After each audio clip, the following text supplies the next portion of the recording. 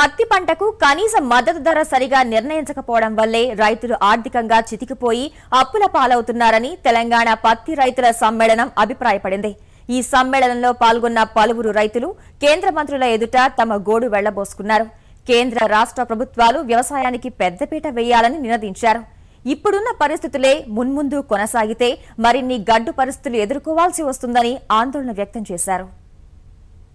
తెలంగాణ రాష్ట్రంలో రైతుల ఆత్మహత్యలు పెరిగిపోవడం, అందులో పత్తి రైతులు బలవన్మరణాలకు పాల్పడుతుండటంతో కేంద్ర ప్రభుత్వం స్పందించింది. పత్తి రైతుల్లో ఆత్మస్థైర్యం నింపడంతో పాటు మార్కెట్కు తెచ్చిన సరుకును అమ్ముకోవడంలో ఎదురవుతున్న ఇబ్బందులపై చర్చించేందుకు కేంద్ర జౌళి శాఖ మంత్రి సంతోష్ కుమార్ గంగ్వార్ రాష్ట్రానికి వచ్చారు. పత్తి రైతుల సమ్మేళనం పరస్పర అవగాహన సదస్సును హైదరాబాద్లో ఏర్పాటు చేశారు. భారతీయ పత్తి సంస్థ ఆధ్వర్యంలో ఈ కార్యక్రమాన్ని నిర్వహించారు. మరో కేంద్ర మంత్రి బండారు దత్తాత్రేయ, భాజపా రాష్ట్ర అధ్యక్షుడు కిషన్ రెడ్డితో పాటు సీసీఐ ఉన్నతాధికారులు, తెలంగాణ జిల్లాల నుంచి వచ్చిన పత్తి రైతులు ఈ కార్యక్రమంలో పాల్గొన్నారు. ఈ సందర్భంగా పత్తి రైతులు తమ సమస్యలను ఏకరువు పెట్టారు. విత్తనాలు వేసింది మొదలు మార్కెట్లో పంటను అమ్ముకునే వరకు అనేక ఇబ్బందులు తమను వెంటాడుతున్నాయని రైతులు ఆవేదన వ్యక్తం చేశారు.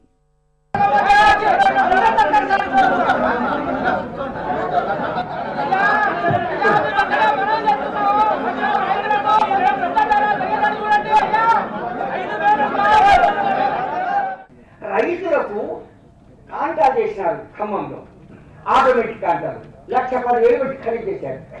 అవి వాడకంలోకి రానివ్వడం లేదు. అక్కడ ఉండే టేలర్స్ అమ్మాలేను పక్కన పెట్టి పాత కాంటాల మీద తూకం వేస్తారు. సీసీఐ కెమెరాలు పెట్టారు, కానీ వాటి మూతులు పత్తిదిక్కు లేవు. నిజం చెప్తాను, వాటి దృష్టి పత్తిదిక్కు లేదు, ఇక్కడ గోడ దిక్కున్నారు. అవి పనిచేయడం లేదు. మరి వినియోగదారుడైనటువంటి రైతు బట్టలు ఎంత లేకుంటే ఈ మధ్యన చేనేత వాడు ఆత్మహత్య చేసుకుంటున్నారు, పత్తి రైతు ఆత్మహత్య చేసుకుంటున్నారు. ఈ మధ్యన ఎక్కడ పోతుంది? మనం దొరికే బట్టకు మనం ఇచ్చే రూపాయలు 300, 400 రూపాయల మీటర్లు పెట్టి మనం కొనేటటువంటి ఖద్దరు బట్టకి ఈ పత్తికి సంబంధం లేదా? వినియోగదారుల మధ్యన ఉత్పత్తిదారుల మధ్యన ఇంత తేడా ఎందుకు? ఇది ప్రభుత్వం యొక్క బాధ్యత.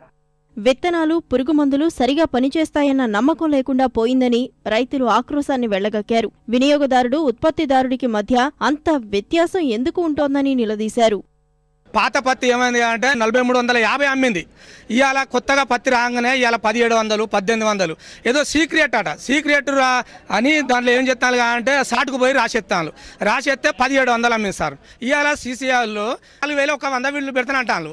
వీళ్ళు పెట్టకపోతే అదే ప్రైవేటు దళారులు వాళ్ళు 4,500, 4,600 పెడతాను.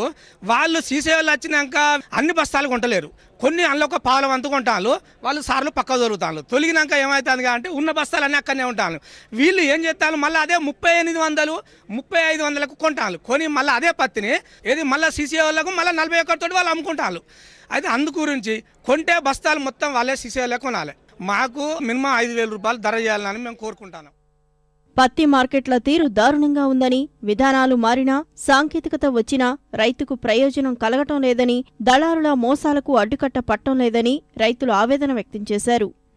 ఏదైతే కాస్ట్ ఆఫ్ కల్టివేషన్ పెట్టుబడి వ్యయంపై 50% అదనంగా మద్దతు ధరలు నిర్ణయిస్తామని చెప్పినప్పటికీ, ఆ విషయమే స్వామినాథన్ కమిషన్ కూడా రికమెండ్ చేసినప్పటికీ ఆ సిఫార్సులు కానివ్వండి, వీళ్ళ ఎన్నికల హామీ కానివ్వండి ఈ రోజు వరకు అమలు కావడం లేదు.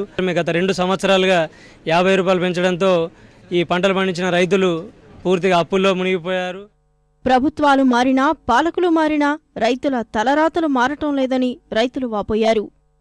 ప్రధానమంత్రి మోడీలైనా 100 మంది కేసీఆర్లు వచ్చినా కానీ రైతుల యొక్క సమస్యల్ని తెలుసుకొని రైతు బతుకులు మార్చే నాయకులు ప్రభుత్వం ఇంకా రాకట్లేదు. ఈ మొన్నటిదాకా వాళ్ళు ఉండే ఇప్పుడు వీళ్ళు వచ్చింది, కానీ రైతులను బతుకు మార్చే నాయకులు లేరు. మా జిల్లాలో ఇప్పటిదాకా 70 మంది రైతులు ఆత్మహత్యలు చేసుకున్నాడు. కేంద్ర ప్రభుత్వం కానీ రాష్ట్ర ప్రభుత్వం కానీ ఒకటే నేను కోరేది ఏమిటంటే రైతుని మీరు స్వచ్ఛంగా ఆదుకునే ఉద్దేశం ఉంటే కనీసం మద్దతు ధరలు ఇప్పుడు ఏవైతే 4,000 నుంచి ఉన్నాయో అవి 6,000 దాకా పెంపు చేయాలా.